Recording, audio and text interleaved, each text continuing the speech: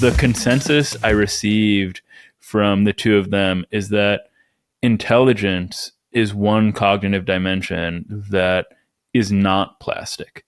But I understand that you have a different interpretation of the research, or maybe it's a different dimension of intelligence that you're concerned with.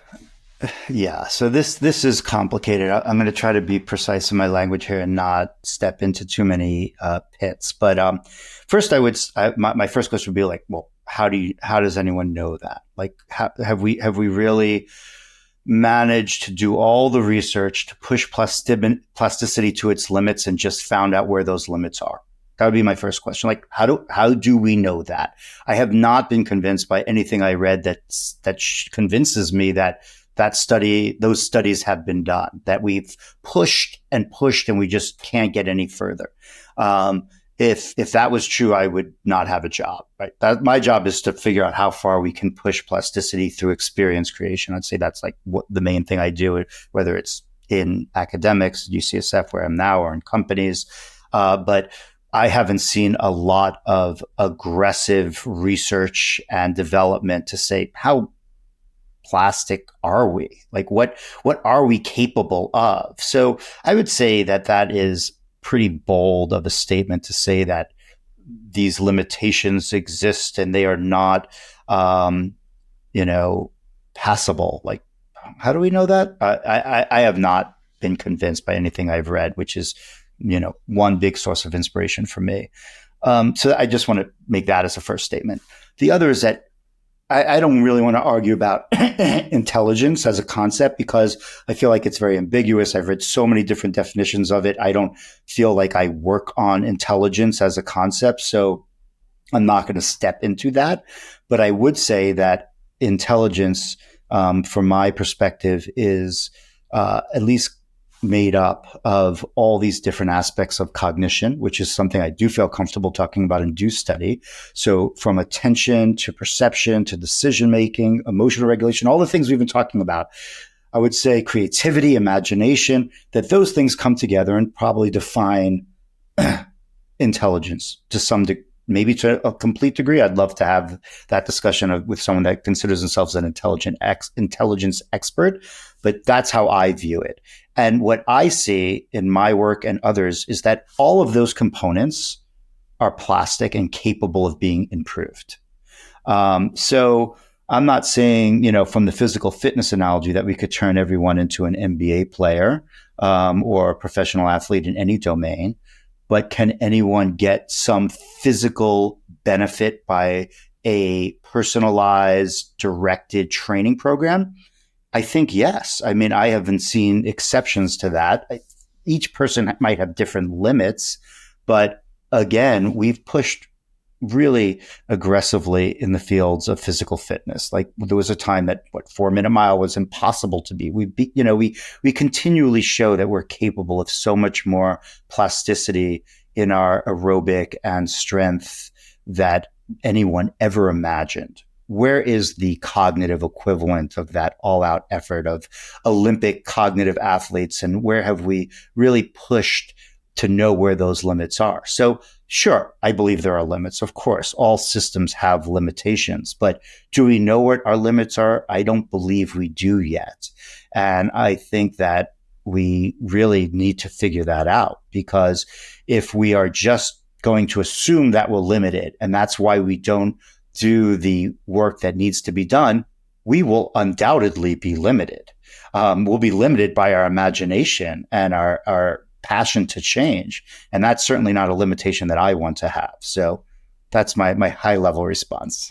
No, and it was a terrific response. I think that you're absolutely right that there are so many different definitions of intelligence. The people that I was referring to, I think that their claim to be more specific, though we don't have to dwell on it, we can move on, was just that they equate, or they sort of operationalize intelligence based on the results of psychometric testing, and they have reached the conclusion based on their reading of the research that scores on these tests are stable. I'm not talking about the Flynn effect, so increases over time, but within an individual, they remain stable despite uh, interventions. But moving on to these specific components, you mentioned attentive capacity. And from my discussion with Michael Graziano, who is I'm sure you know him, he's a neuroscientist at Princeton. He said that he thinks attention is the most important component of intelligence. And if we could improve our attentive capacity, we would at least better be able to deploy our intelligence, whatever it is. Because if you can't pay attention on the SAT or any task, then you're just not even in the game. So what is the neural basis of intelligence, and what's changing as distractibility increases or decreases?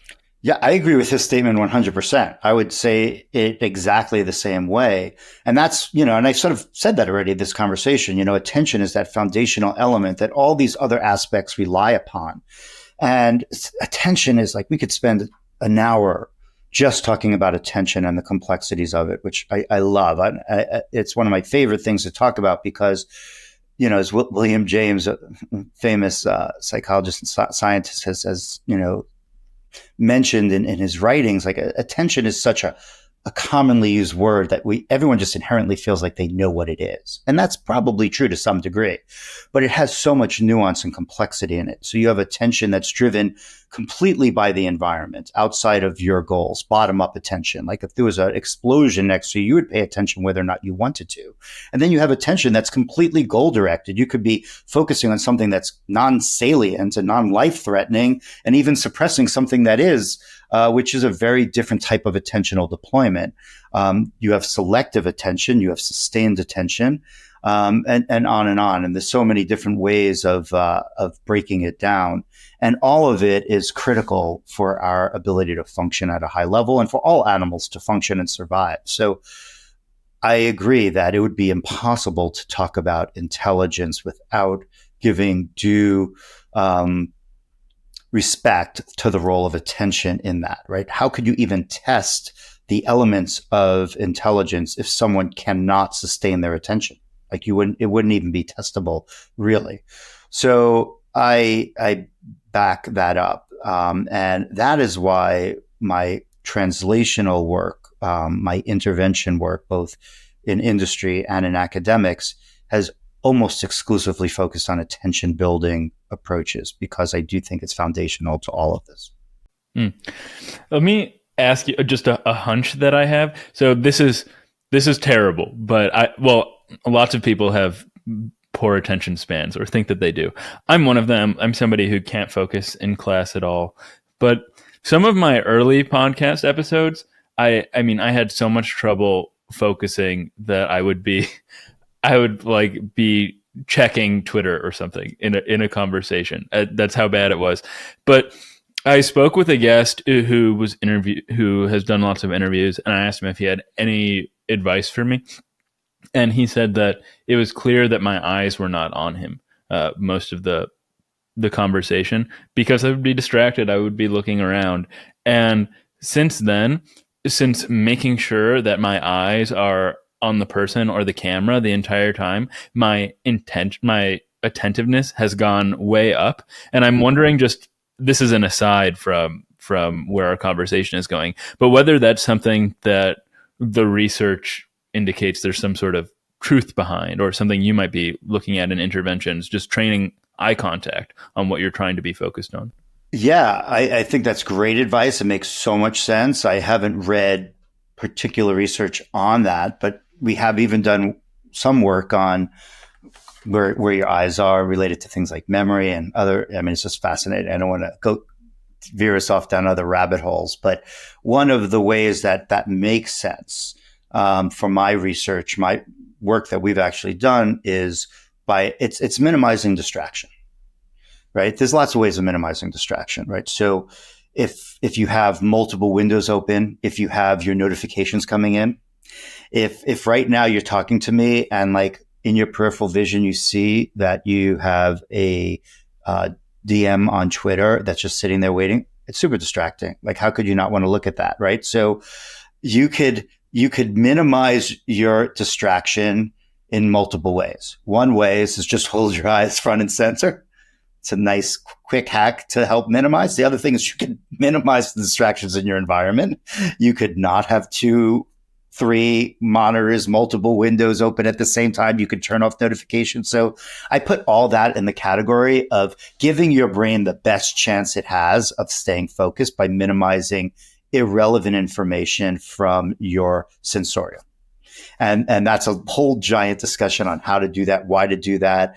And it will help, but it will not solve the problem of internal distraction. Because you could be looking me right in the eyes and be thinking about the fight you had with your significant other this morning, or that project that is coming up tomorrow, or even what you're going to have for dinner. And that is just as distracting as those peripheral distractions. And so, yes, I think that is good advice, and it should be part of how people stay engaged. But you also need to train and improve your ability to sustain your attention in a focused way beyond those environmental hacks.